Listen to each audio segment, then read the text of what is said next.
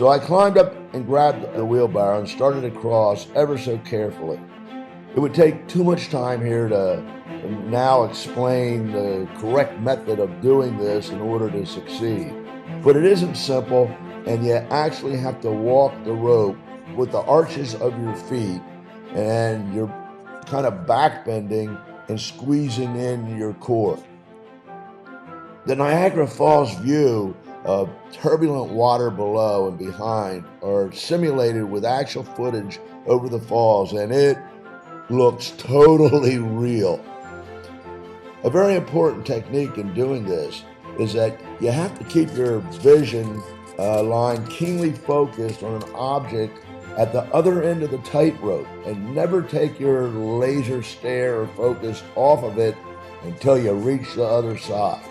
So I got out there in front of everyone to prove belief by action and really didn't know 100% that I would make it, but I knew that I could do it. Well, 3/4 of the way across, the worst thing that could happen occurred. I took my eye off the focus object when the audience started chanting my name, just for a split second, and that caused a wobble, and the wheelbarrow popped off the tightrope, and some bricks fell out, and it looked like a disaster. That was the worst thing that could possibly happen. Well, the pain of the thought of failure was so great that I had to get the wheelbarrow back up, and I said, God help me. Now, I have to say that Pastor Rich's prayer was probably answered there, and I guess his divine providence to prove that the shopping annuity was destined for success and that belief prevailed. Now, I could have easily given up, and it would have been a disappointment and a failure. But I would have been devastated and humiliated. But the pain of the thought of failure was so great that every last fiber and cell in my body came together in a clutch and an all-out effort to recover, and it was a magic moment, and it worked. I was so relieved when I reached the other side. Did I do it? Do you believe I can do it again?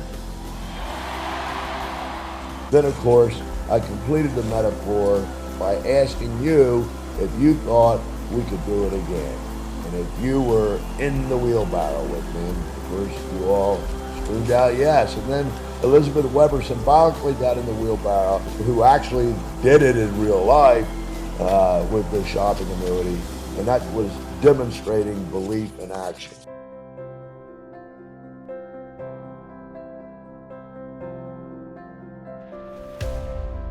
Someone asked me after the close, it was all over, a surprise question.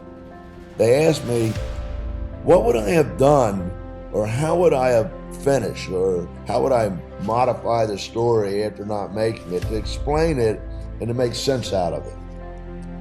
Well, the honest to God answer is that I never considered it because it wasn't an option. I never thought of it.